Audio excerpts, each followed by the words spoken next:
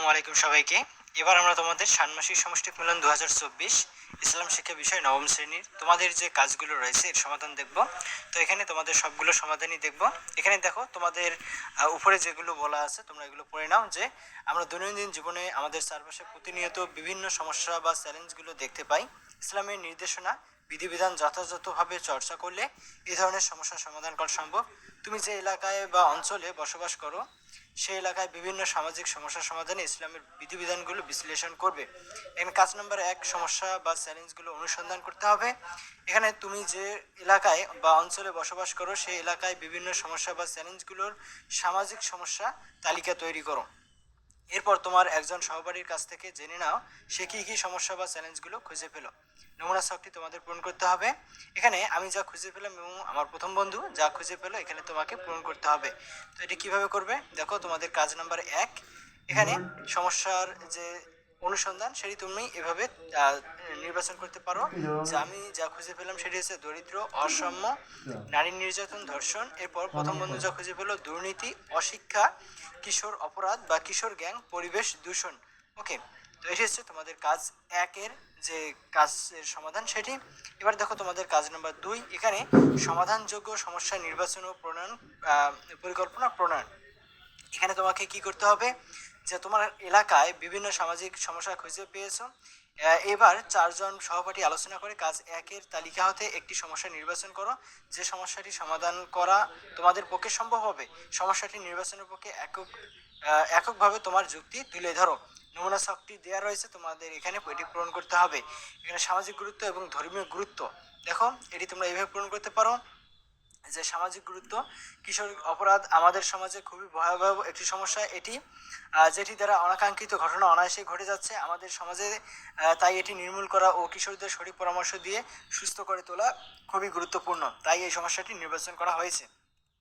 এরপর ধর্মীয় যে গুরুত্ব, কিশোর অপরাধ ধর্মীয় দিক দিয়ে অত্যন্ত ন্যাক্কারজনক একটি সমস্যা, যেটি দ্বারা ধর্মীয়, সামাজিক ও রাষ্ট্রীয়ভাবে বিরূপ প্রভাব পড়ে, আর এই কারণেই এই সমস্যাটি নির্বাচন করা হয়েছে। এরপর দেখো তোমাদের নিচে কি কি বলা রয়েছে যে এরপর তোমার চারজন সহপাঠী আলোচনা করে নির্বাচিত সমস্যা কিভাবে সমাধান করা যেতে পারে তার একটি পরিকল্পনা তৈরি করে উপস্থাপন করো। এখানে পরিকল্পনায় তোমার নির্বাচিত সমস্যার নাম, সমস্যাটি সমাধানের উদ্দেশ্য, সময়, কার কার সহায়তা প্রয়োজন, স্ব দায়িত্ব বন্টন, ইসলামের বিধিবিধান ও নির্দেশনা চর্চা বা প্রয়োগ, এরপর নৈতিক, মানবিক, এগুলো পয়েন্ট তোমাদেরকে লিখতে হবে। তো দেখো তোমরা এটি এভাবে লিখতে পারো যে নির্বাচিত সমস্যা বা চ্যালেঞ্জের সমাধানের উদ্দেশ্য, যে বাংলাদেশে কিশোর অপরাধ একটি গুরুত্বপূর্ণ সমস্যা। গত দশকে কিশোর অপরাধ নানাভাবে আলোচনায় এসেছে এবং এটি সমাজের বিকাশে গুরুত্বপূর্ণ ভূমিকা রাখছে। প্রযুক্তির সঠিক ব্যবহার না থাকায় কিশোর অপরাধ একটি ভয়াবহ রূপ ধারণ করেছে। এই সমস্যার সমাধানে পরিবার, সমাজ, এমনকি রাষ্ট্রীয় ব্যবস্থা নানা সংযোগ রয়েছে। আমরা সত্যিই কি পারছি আমাদের কিশোরদের স্মার্ট বাংলাদেশের উপযোগী করে গড়ে তুলতে।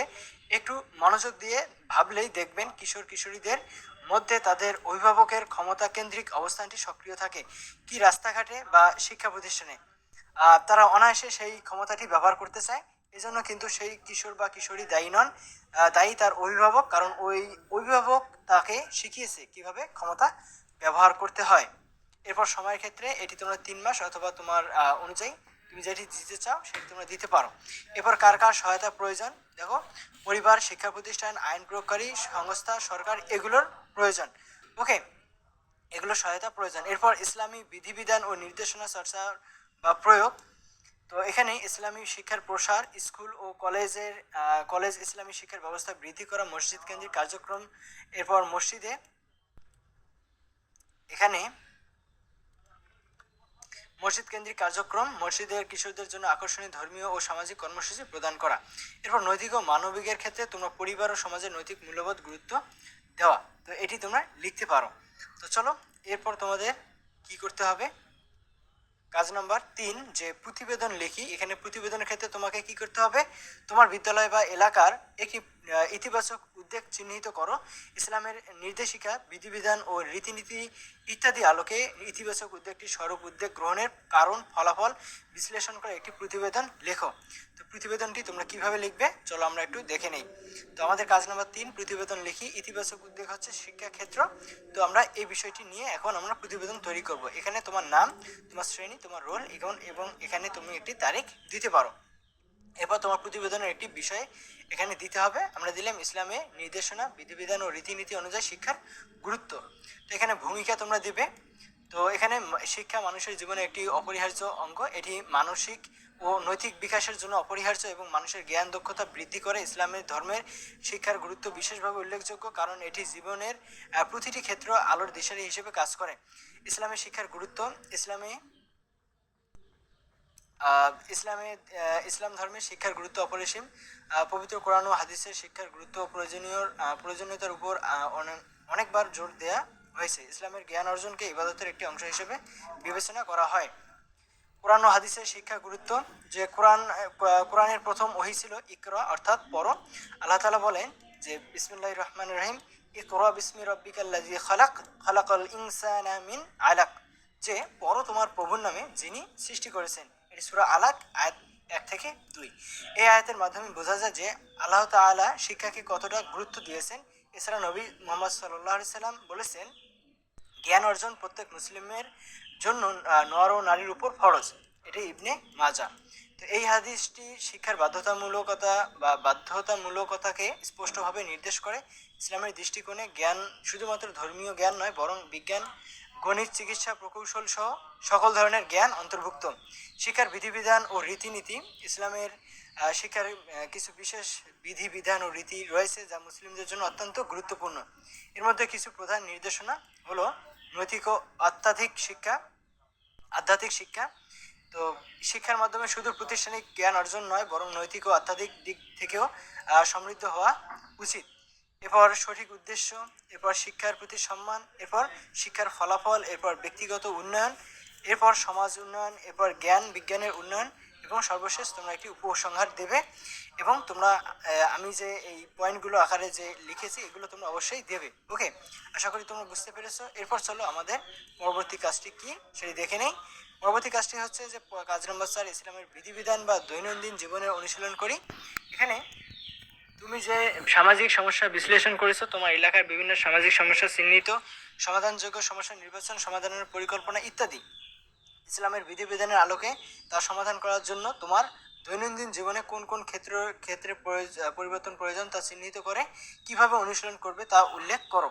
তো এটি তোমরা এইভাবে সমাধান করতে পারো যে ইসলামের বিধিবিধান দৈনন্দিন জীবনে অনুশীলন করি।